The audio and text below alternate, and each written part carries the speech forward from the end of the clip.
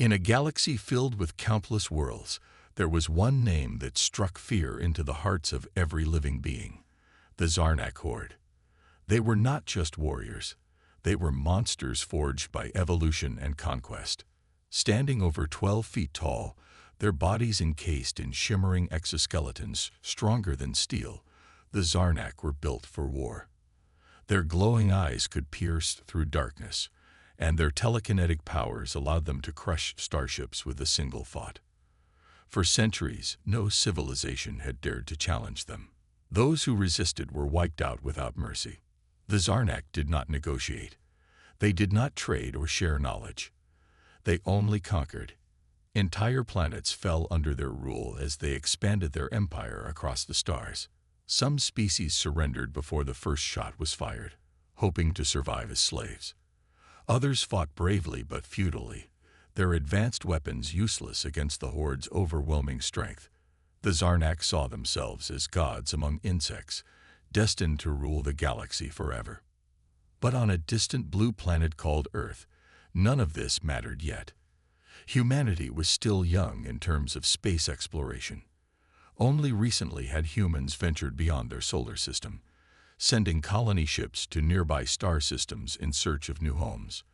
One such ship, the Odyssey One, carried hundreds of settlers hoping to build a better future far from Earth's crowded cities. What they didn't know was that their journey would lead them straight into danger. It began innocently enough.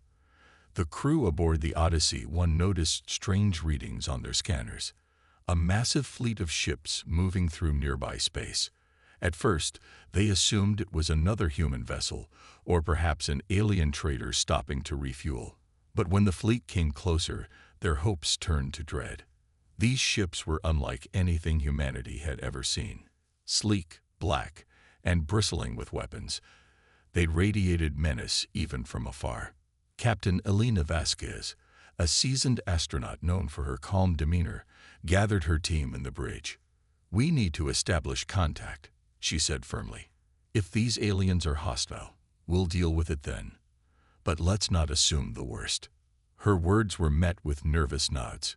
Communication Officer Liam Chen sent out a broadcast in multiple frequencies, using simple symbols and phrases designed to convey peace. "This is the human ship Odyssey One. We mean no harm. We are explorers seeking friendship." For a moment, there was silence. Then, the largest ship in the fleet, a behemoth twice the size of the Odyssey One, moved forward. Its surface rippled like liquid metal, reflecting the light of a distant star.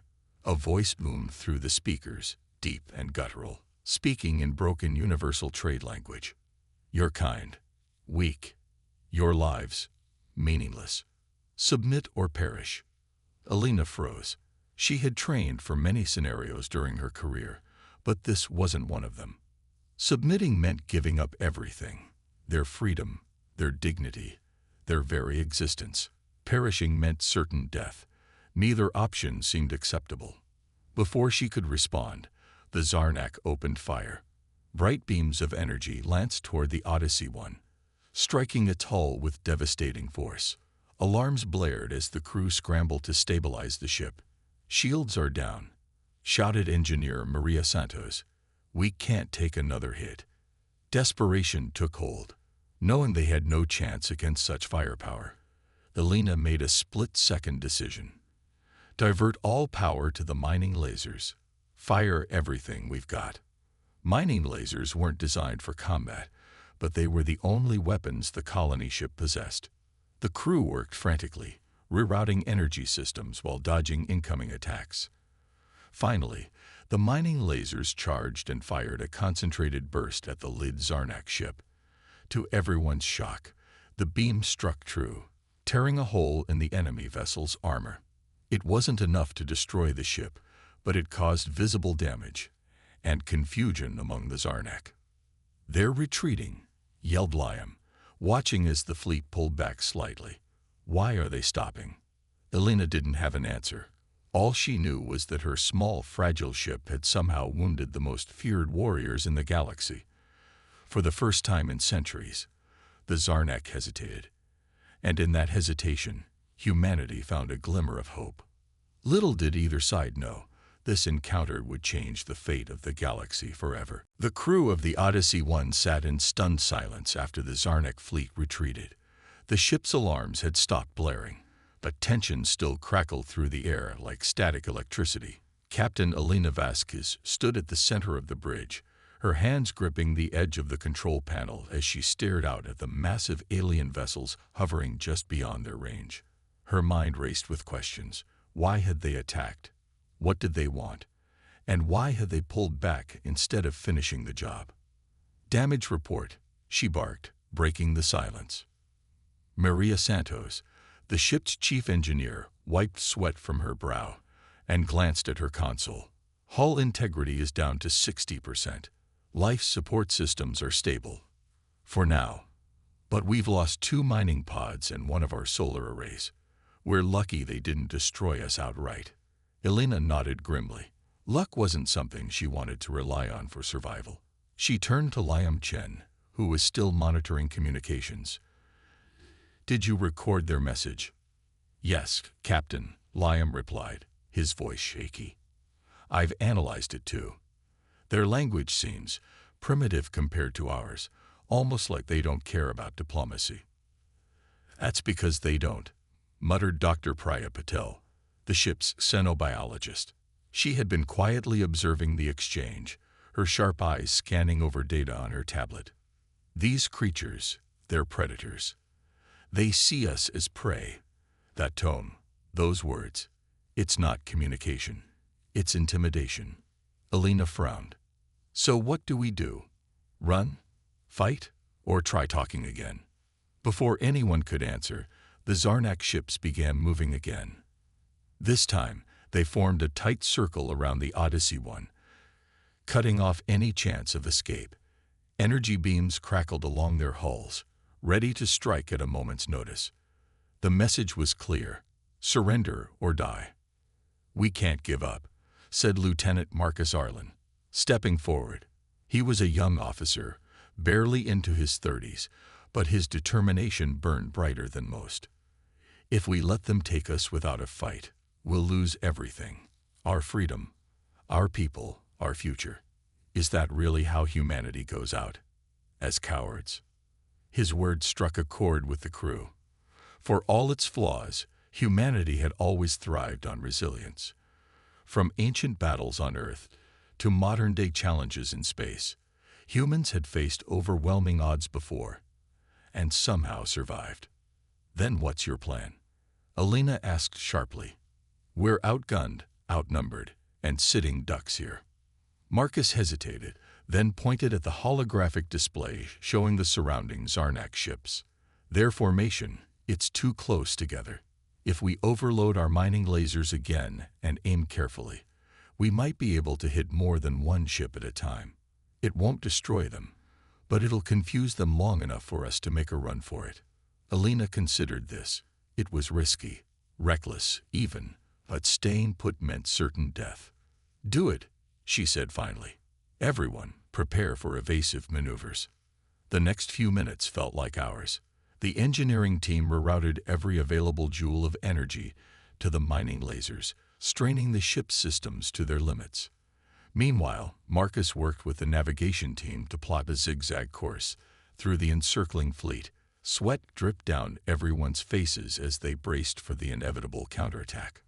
When the mining lasers fired again, the results were spectacular. 2 Zarnak ships took direct hits, their sleek surfaces scorched and cracked. Another 3 collided as they scrambled to avoid the blasts, creating chaos in their ranks. For a brief moment, the blockade faltered. Now, Elena shouted. The Odyssey 1 surged forward, engines roaring as it shot through the opening. Warning klaxons blared from the Zarnak ships behind them, but the humans were already slipping away. They weren't safe yet. The enemy fleet was regrouping, but they had bought themselves some time. As the crew caught their breath, Elena allowed herself a small smile. They thought we'd roll over and die, she said softly, but we showed them otherwise. Unbeknownst to the humans, the Zarnak leaders were equally surprised. Back in their command ship, the Supreme Commander growled in frustration. "What is this species?" he demanded. "How can such fragile beings resist us?" For the first time in centuries, doubt crept into the minds of the galaxy's most feared warriors. And somewhere deep within the void of space, humanity's legend began to take shape. Back on Earth, news of the Odyssey One's encounter with the Zarnak spread like wildfire. The initial reports were fragmented and chaotic.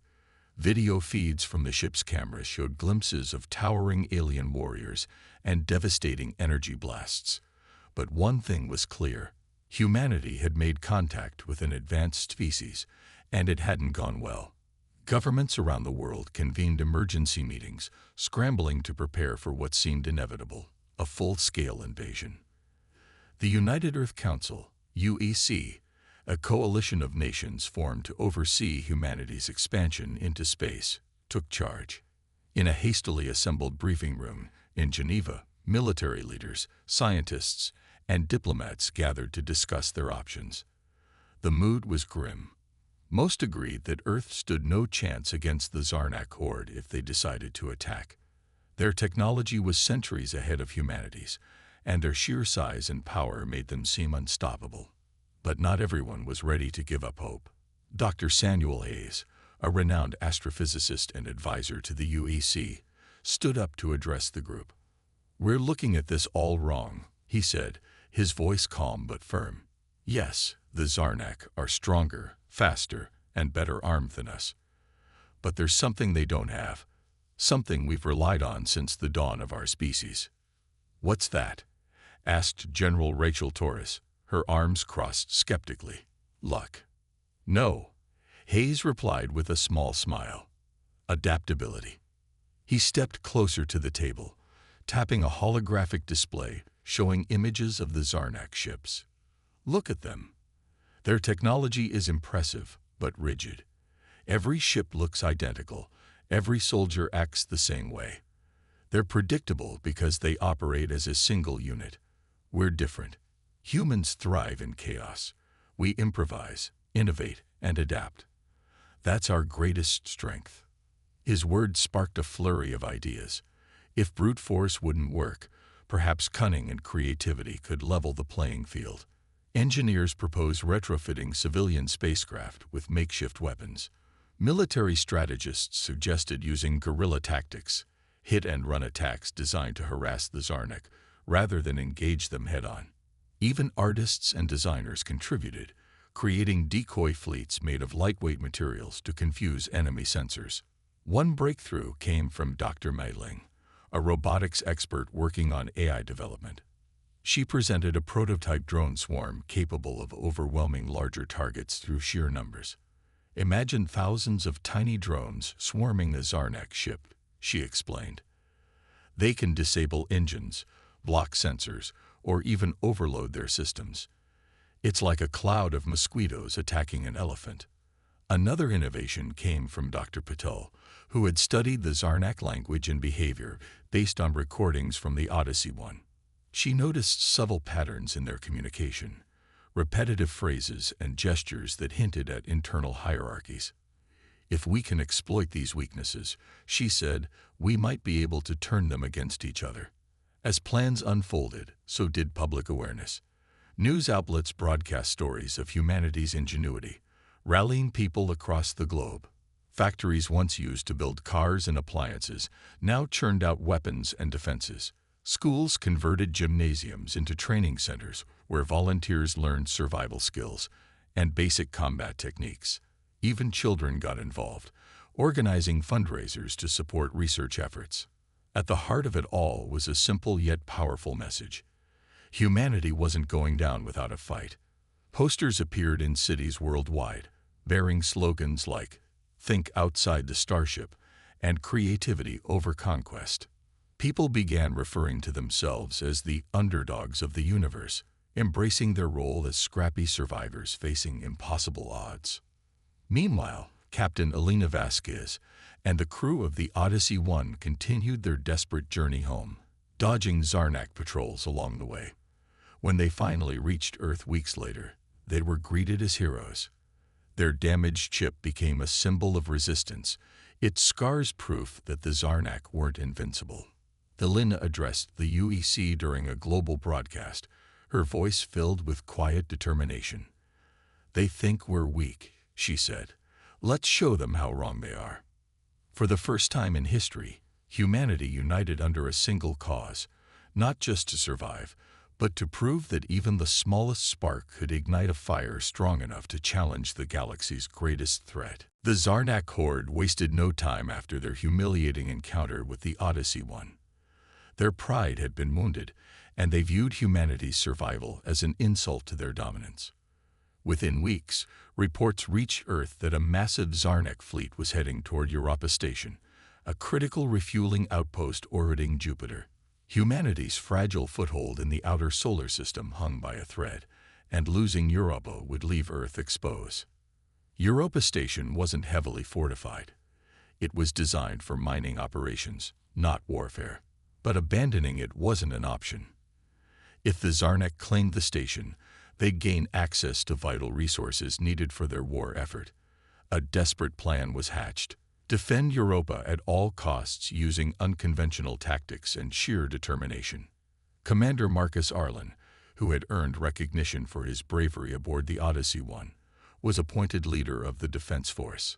Alongside him were a ragtag group of volunteers, miners turned soldiers, engineers armed with improvised weapons, and pilots flying patched-up shuttles.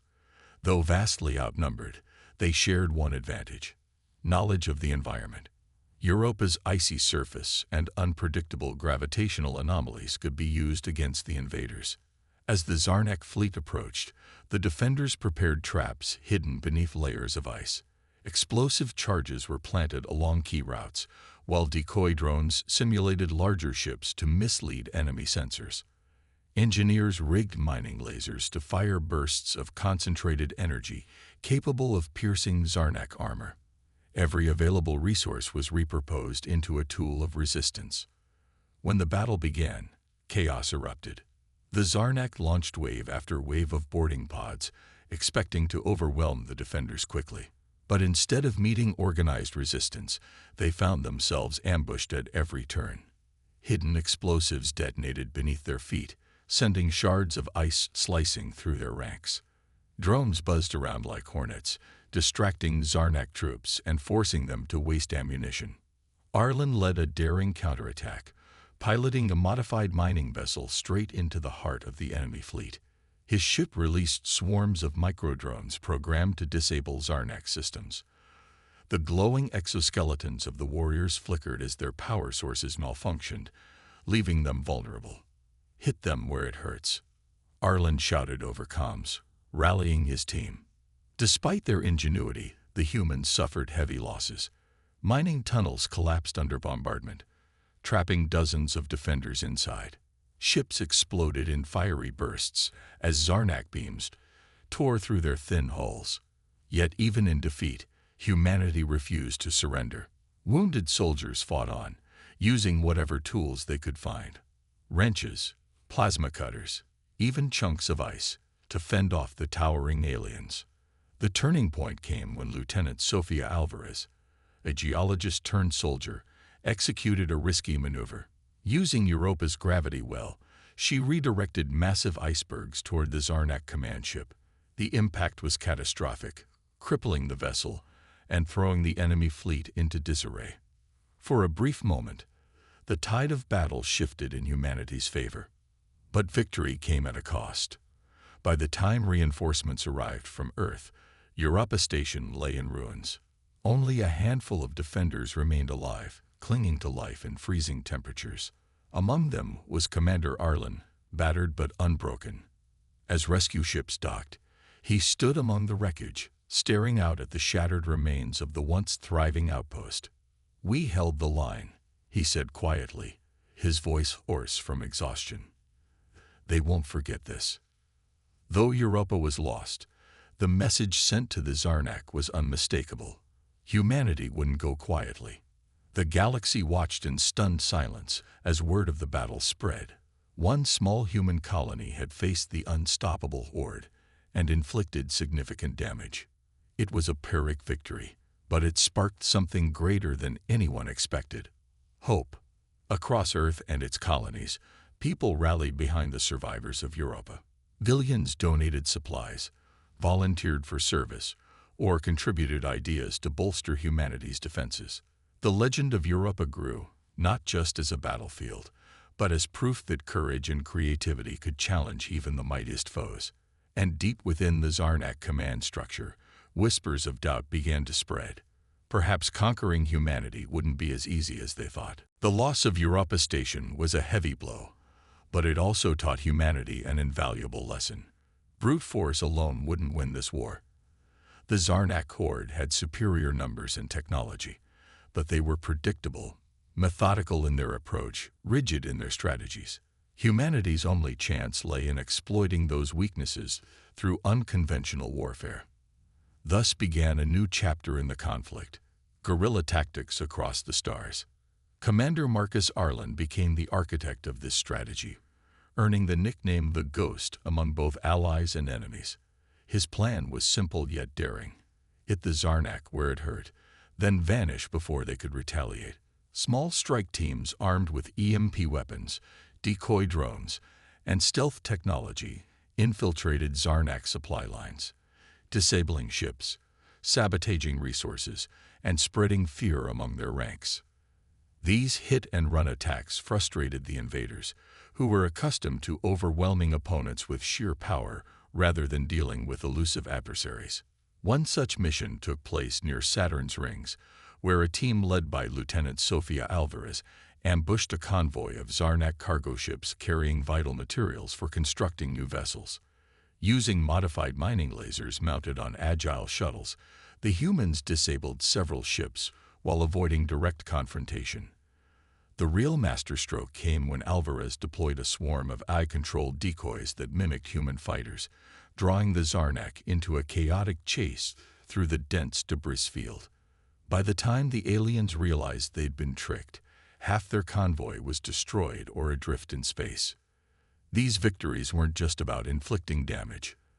They were psychological warfare. For centuries, the Zarnak had faced civilizations that either surrendered immediately or fought head-on until annihilation. Humanity's refusal to play by these rules unnerved them. Rumors spread among their troops about invisible ships, ghostly fleets, and traps hidden in every corner of space. Morale plummeted as even minor skirmishes turned into humiliating defeats. Back on Earth, the success of these tactics inspired countless others. Civilians joined the fight in creative ways, designing tools and technologies tailored for asymmetrical combat. A group of hackers known as the Signal Shadows infiltrated Zarnak communication networks, planting false orders that sent entire squadrons off course. Artists painted civilian freighters to resemble military vessels, creating phantom fleets that confused enemy scouts. Even children contributed by crafting makeshift sensors from household items, helping track Zarnak movements. But perhaps the most ingenious invention came from Dr. Meidling, whose drone swarms proved devastatingly effective. During a raid on a Zarnak repair station orbiting Neptune, thousands of tiny drones overwhelmed the facility, crawling into vents, jamming machinery, and short-circuiting systems. Within hours, the once bustling hub was reduced to a lifeless husk. The Zarnak commanders couldn't comprehend how something so small could cause such destruction. Despite their successes, the cost of this shadow war weighed heavily on humanity. Many strike teams never returned, lost in deep space or captured by the Zarnak. Those who did survive carried scars, not just physical, but emotional. Yet they pressed on, driven by the knowledge that each victory brought Earth closer to survival. The impact of these tactics became evident when a high-ranking Zarnak commander named Vorthok openly questioned the wisdom of continuing the campaign against humanity. "These humans are vermin," he growled during a council meeting aboard the flagship. "They do not fight like warriors. They scurry, they hide. They strike without warning. This is no honor in such battles." His words sparked heated debates within the Horde's leadership. Some argued for doubling down on brutal assaults, while others suggested pulling back to reassess their strategy. Divisions began forming, weakening the unity that had made the Zarnak unstoppable for so long. Meanwhile, humanity celebrated its growing list of victories. News broadcasts highlighted stories of bravery and ingenuity, reminding people that they were more than just victims. They were fighters. As posters declaring, "We are the storm," appeared across cities worldwide, the galaxy watched in awe at how a species once dismissed as weak had become a thorn in the side of its greatest empire. And Commander Arlen, he remained at the forefront of the resistance, always 2 steps ahead of the Zarnak. To his team, he was a symbol of hope. To the Zarnak, he was a ghost they couldn't catch, and a reminder that humanity would never stop fighting. As the war against the Zarnak dragged on, one name began to echo across Earth and its colonies: Commander Marcus Arlen. Once an obscure officer aboard the Odyssey 1, he had risen to become humanity's most celebrated leader, not through brute force or political maneuvering, but through sheer determination and unorthodox thinking. His reputation grew with every victory, each one proving that creativity and courage could outmatch even the galaxy's most fearsome warriors. What set Arlen apart wasn't just his tactical brilliance, it was his ability to inspire others. Unlike traditional military leaders who demanded obedience, Arlen trusted his team to think for themselves. He encouraged soldiers to adapt in the heat of battle, rewarding innovation over rigid discipline. "We're not machines," he often said during briefings. "We're humans. Our greatest weapon isn't our ships or guns. It's our minds." This philosophy became the backbone of his command style. During a daring raid on a Zarnak supply depot near Uranus, Arlen handed control of the operation to Lieutenant Sofia Alvarez, knowing her expertise in stealth tactics would be invaluable. When she suggested using holographic projectors to create fake explosions and draw enemy patrols away from the main target, Arlen didn't hesitate to approve. The plan worked flawlessly, allowing the strike team to infiltrate the depot undetected and destroy enough resources to cripple the Zarnak fleet for weeks. Arlen's leadership extended beyond the battlefield. Back at Earth's central command hub, nicknamed Fort Hope, he worked tirelessly to boost morale among troops and civilians alike. Soldiers returning from missions found him waiting to personally thank them, no matter how small their role might have been. Civilians volunteering supplies or ideas were greeted with handwritten notes of gratitude signed by Arlen himself. These gestures may have seemed minor, but they reminded people that they weren't just cogs in a machine. They were part of something bigger. But it wasn't all praise and positivity. Arlen also faced criticism from some quarters.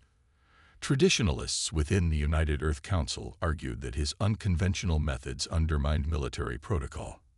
They accused him of being reckless, pointing to the high casualty rates in his operations. Yet time and again, Arlen silenced his detractors with results. Each successful mission strengthened public support for his approach, turning skeptics into believers. One pivotal moment came during the Battle of Titan, where Arlen led a last-ditch effort to defend Saturn's largest moon from a massive Zarnak assault. Outnumbered 10-1, his fleet appeared doomed. But instead of engaging directly, Arlen ordered his ships to scatter into Saturn's rings, using the dense debris as cover. From there, they launched coordinated hit-and-run attacks, targeting weak points in the Zarnak formation. The aliens, confused and frustrated by the constant harassment, eventually retreated, a stunning upset that galvanized humanity's resolve. Word of the victory spread quickly, and soon Arlen's face adorned posters and banners across Earth. Slogans like "Follow the Ghost" and "Adapt, Survive, Triumph" became rallying cries. Even children played games pretending to be Arlen and his legendary strike teams. To many, he represented the spirit of humanity itself, resourceful, resilient, and unwilling to give up. The Zarnak, however, saw him differently. To them, Arlen was a nuisance, a persistent irritant who refused to die despite overwhelming odds. Their commanders obsessed over capturing or killing him, believing his removal would break humanity's will to fight. But every attempt failed, further cementing his status as untouchable. By now, Arlen knew he had become more than a man. He was a symbol. And while the weight of that responsibility sometimes kept him awake at night, he never let it show. Instead, he continued doing what he did best, leading by example, inspiring hope, and reminding everyone around him that even in the darkest moments, humanity still had a chance to shine. For the first time in history, the galaxy's most feared warriors found themselves facing not just an opponent, but a legend. And legends, as the Zarnak were beginning to learn, were far harder to defeat than armies. The war against the Zarnak horde had been a grueling uphill battle, but humanity's relentless ingenuity was finally starting to pay off. Back on Earth, scientists and engineers worked around the clock to develop new technologies that could level the playing field. Among their most groundbreaking inventions was the Aegis Shield, a revolutionary energy barrier capable of deflecting even the most powerful Zarnak weaponry. Combined with upgraded drones, cybernetic enhancements for pilots, and advanced AI systems, Earth's forces began to shift from desperate defense to bold offense. Commander Marcus Arlen spearheaded this transformation, leading humanity's first major counteroffensive since the start of the war. The target was Ganymede Station, a key Zarnak stronghold in Jupiter's orbit. Once a thriving human colony, it had been seized by the invaders and converted into a staging ground for attacks deeper into the solar system. Taking it back would not only deal a severe blow to the Zarnak, but also send a clear message. Humanity was no longer on the run. It was fighting back. The operation, codenamed Operation Reclamation, required meticulous planning. Arlen assembled a diverse task force, including seasoned soldiers, civilian engineers, and even teenagers who had grown up watching news reports of the war. Each member brought something unique to the table, whether it was combat experience, technical expertise, or raw enthusiasm. Together, they formed an unstoppable team united by one goal: reclaiming what was theirs. On the eve of the mission, Arlen addressed his crew aboard the flagship Phoenix, a heavily modified battleship equipped with experimental weapons. Standing before rows of determined faces, he spoke plainly yet powerfully. "This isn't just about Ganymede," he said. "It's about showing the Zarnak, and ourselves, that we can win. We've adapted, we've innovated, and now it's time to strike back. Let's make them regret ever setting foot in our galaxy." When Operation Reclamation launched, chaos erupted across the battlefield.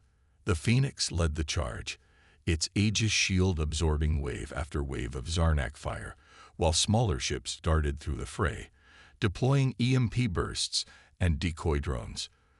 Meanwhile, stealth shuttles carrying ground troops slipped past enemy defenses, landing undetected near Ganymede's surface. These teams quickly sabotaged critical infrastructure, disabling turrets and cutting off reinforcements. The turning point came when Lieutenant Sofia Alvarez executed a daring maneuver. Using data provided by Dr. Meidling's AI network, she identified a weak spot in the station's core, a massive reactor powering the entire facility. With precise timing, her squad planted explosives deep within the structure, then triggered a chain reaction that sent shockwaves rippling through the station. The resulting explosion crippled the Zarnak command center, leaving their forces leaderless and disorganized. As the dust settled, the remnants of the Zarnak fleet attempted to regroup, but it was too late. Humanity's forces pressed their advantage, pushing the invaders further and further away from Ganymede, until the station was firmly back under human control. Cheers erupted among the defenders as they raised Earth's flag atop the battered outpost, a symbol of resilience and defiance. News of the victory spread rapidly, igniting celebrations across Earth and its colonies. For the first time, humanity saw tangible proof that the tide of the war was turning. Recruitment numbers soared, donations poured in to support ongoing efforts, and factories worked overtime to produce more advanced weapons and defenses. Even neutral alien species, long intimidated by the Zarnak, began reaching out to offer assistance, sensing that the balance of power in the galaxy was shifting. But perhaps the most significant impact was felt within the Zarnak ranks. The loss of Ganymede shattered their confidence, sowing seeds of doubt among their commanders. Whispers of rebellion and mutiny began to circulate as lower-ranking warriors questioned why they were risking their lives for a seemingly unwinnable conflict. Some units outright refused orders, retreating to remote regions of space rather than face humanity again. For Commander Arlen and his team, the victory at Ganymede was more than just a strategic triumph. It was validation of everything they had fought for. As they surveyed the damaged station, now buzzing with activity as humans worked to repair it, Arlen allowed himself a rare moment of reflection. "We're not done yet," he murmured to Sophia, who stood beside him. "But today we proved we can do the impossible." And somewhere far beyond the stars, the Zarnak Supreme Commander stared at holographic maps of their shrinking empire, realizing for the first time that humanity might truly be their match, or worse, their downfall. The loss of Ganymede Station sent shockwaves through the Zarnak horde, fracturing the unity that had defined them for centuries. To the Zarnak, defeat was not just a tactical setback, it was an affront to their very identity. They prided themselves on being unstoppable conquerors, yet humanity had proven time and again that they were neither invincible nor infallible. The cracks in their empire began to widen, threatening to tear it apart from within. At the heart of the turmoil was Supreme Commander Vorthok, a towering figure whose reputation once commanded absolute loyalty. But now his authority was under siege, not by external enemies, but by dissent brewing among his own ranks. High-ranking generals questioned his leadership, accusing him of mismanaging the war against humanity. "These humans are vermin," one commander growled during a heated council meeting aboard the flagship. "Yet you treat them like equals, wasting resources on battles we should have won long ago." Vorthok bristled at the accusation, but struggled to defend himself. He knew the truth.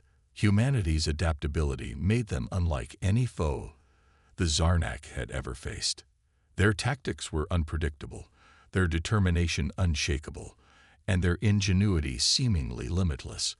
Every attempt to crush them only seemed to make them stronger. For the first time in his long career, Vorthok felt doubt creeping into his thoughts, a dangerous vulnerability for a leader who demanded unquestioning obedience. But Vorthok wasn't alone in his concerns. Another faction within the Horde argued for escalation, demanding even more brutal measures to subjugate humanity. Led by General Krass, a ruthless warrior known for his bloodlust, this group pushed for scorched earth tactics, obliterating entire planets if necessary to force surrender. "We must remind these insects what true power looks like," Krass snarled, slamming his armored fist onto the council table. "No mercy, no hesitation, only destruction." The ideological divide between Vorthok's cautious restraint and Krass's call for annihilation created tension that rippled throughout the fleet. Lower-ranking soldiers, already demoralized by repeated failures, found themselves caught in the crossfire. Some units began disobeying orders, retreating from skirmishes or outright abandoning their posts. Others openly criticized their superiors, something unheard of in Zarnak culture. Loyalty, once a cornerstone of their society, was crumbling.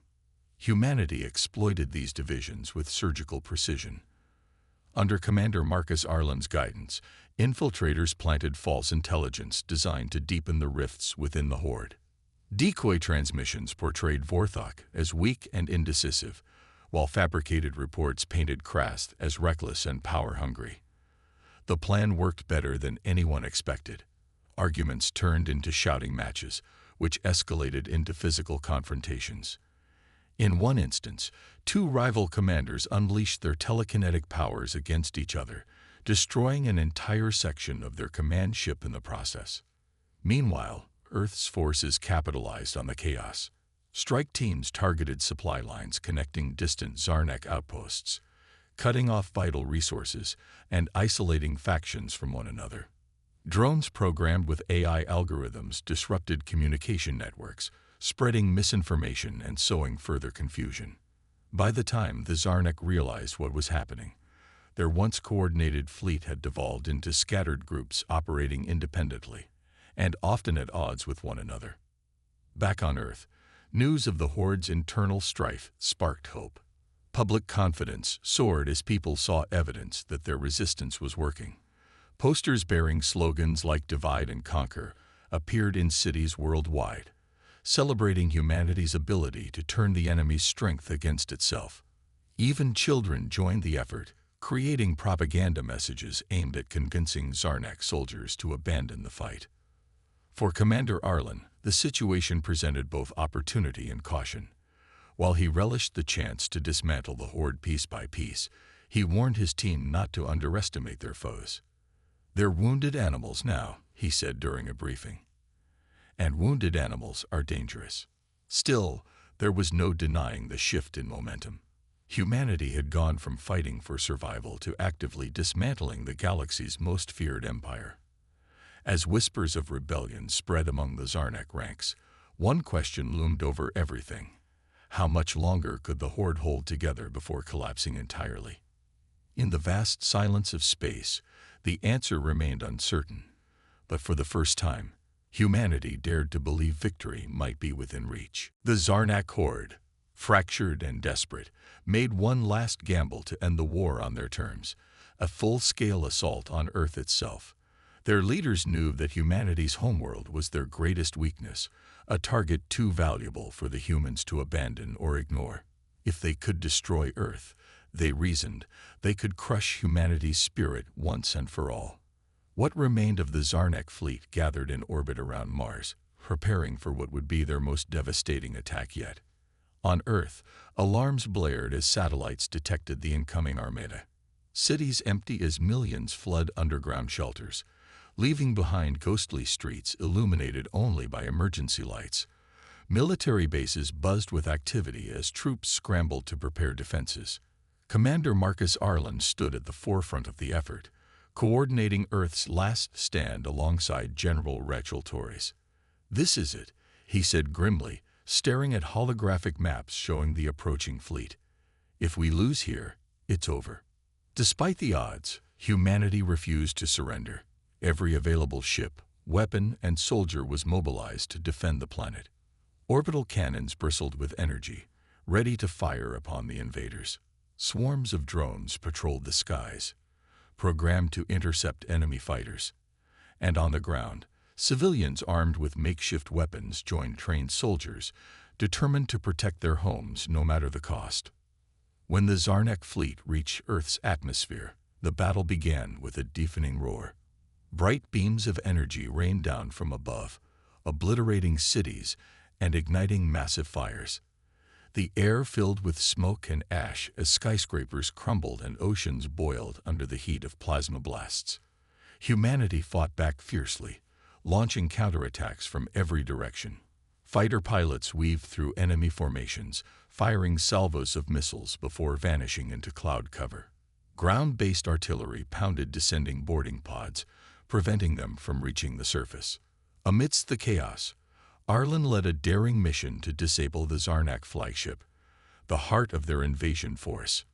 Piloting the Phoenix, now equipped with experimental weaponry developed in secret, he assembled a small team of elite soldiers for the suicide run.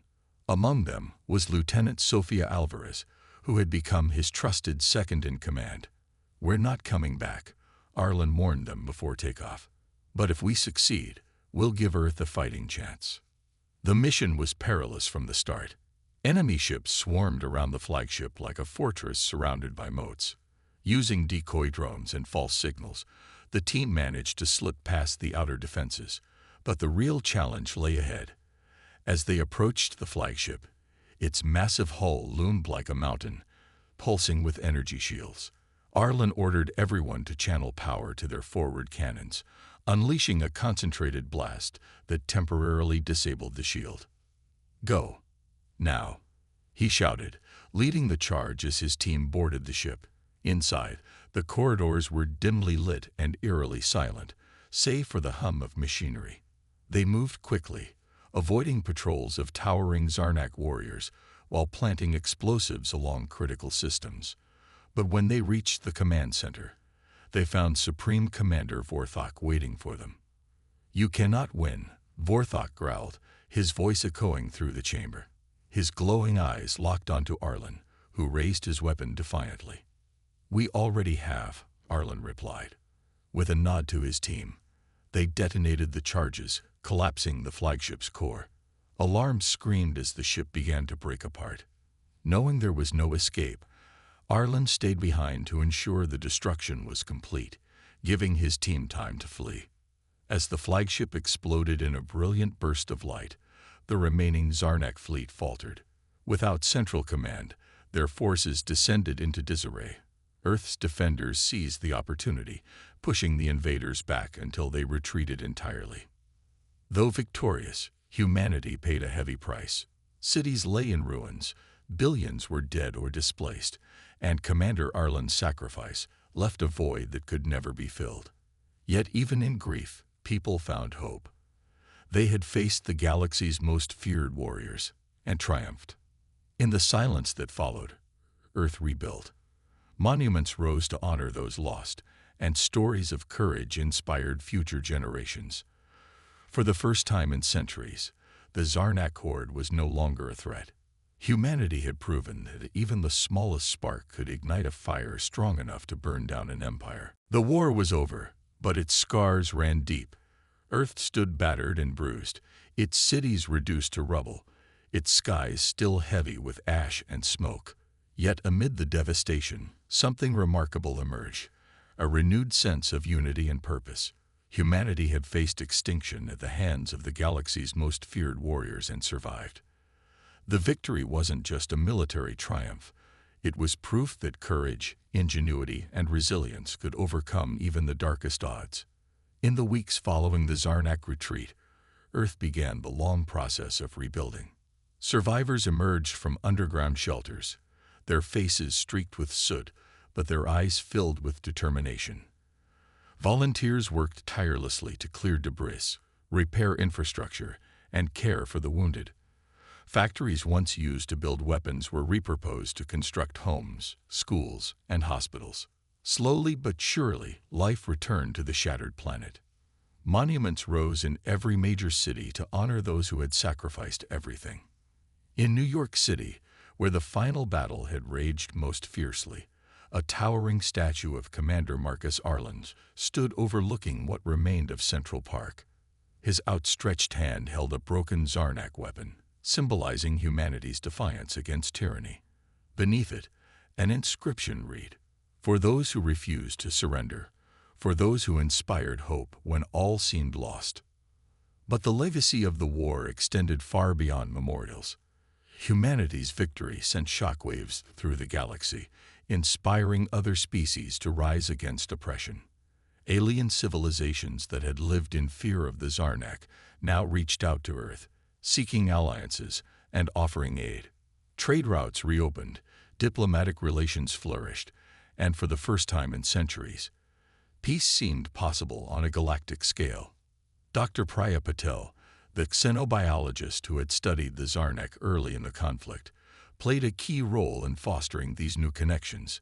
She became Earth's ambassador to the stars, traveling across the galaxy to share humanity's story of survival and resistance. Her speeches often ended with the same message: "We are stronger together than we are alone."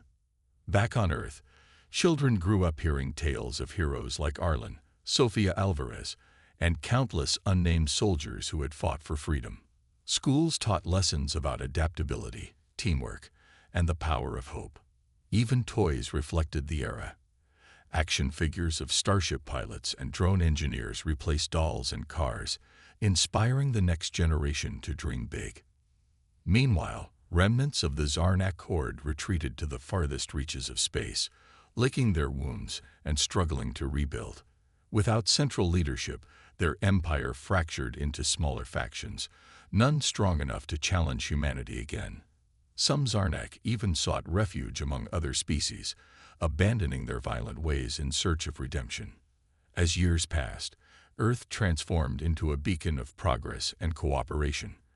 Advanced technologies born from the war effort found peaceful applications, improving lives across the globe. Renewable energy systems powered entire continents, medical breakthroughs cured diseases once thought incurable, and AI-driven innovations solved problems humanity had struggled with for centuries. Yet perhaps the greatest change was within humanity itself.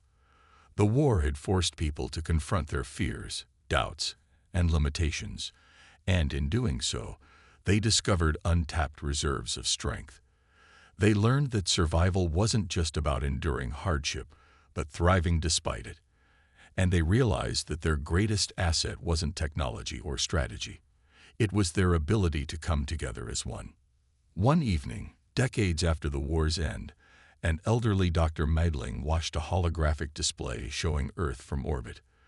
The blue-green sphere shimmered brightly against the blackness of space, surrounded by orbiting colonies and bustling spaceports. Beside her stood a young girl, no older than 10, gazing at the image with wide-eyed wonder. "What happens next?" the girl asked. Meidling smiled softly. "Anything we want," she replied. "The galaxy is ours to explore, to protect, to shape. We've earned that right."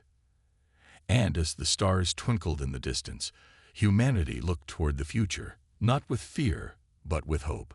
For they had proven not only to the galaxy but to themselves that even the smallest voice could echo across the cosmos, inspiring others to believe in the impossible. The legend of Earth, the planet that stood up to the most feared warriors in the galaxy, would live forever.